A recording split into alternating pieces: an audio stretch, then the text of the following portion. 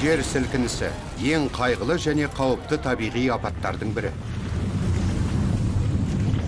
Жер бетіндегі қатты дүмпулер мен тербелістер күтпеген жерден болып ауыр зардаптарға ұшыратады. Ал олар қалай пайда болады? Олар жердің тектоникалық тақталарының қозғалуынан қалыптасады. Жер сілкіністері кез келген тақтаның бойында пайда бола алады. Тақталар бір қалыпты қозғалмайды. Олар бір-біріне кептеліп, қысымды жоғарылатады. Кейін олар кенеттен сырғып, жер сілкінісі деп аталатын күшті қысымды сыртқа шығарады.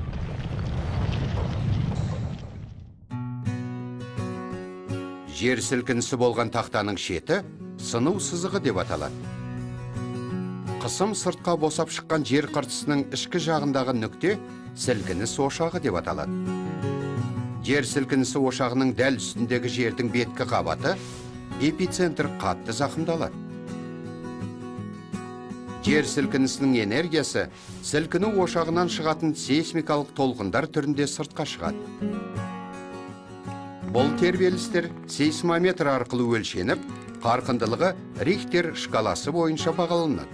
Рихтер шкаласы бойынша 1 не 2 балдық жер сілкіністері өте жиі кездеседі, бірақ 7 не 8 балдық жер сілкіністері қиратушы күшке ие. Жойқын жер сілкіністері бүкіл қаланы қирата отырып, ландшафты бір жолата өзгертуі мүмкін. Олар қауіпті апаттарды, өрт, көшкін және цунами тудыруы мүмкін. Бастапқы сілкініс кішігірім жер асты дүмпулеріне ұласып, сыну сызығы маңындағы жер қыртысы ретке келеді. Егер біз жер сілкіністері қашан және қайда болатынын болжай алсақ, миллиондаған адам өмірін сақтап қалар едік, бірақ мұның жауабы әлі табылмады. Олар табиғаттың үрейлі әрі тосын күші болып қала бермек.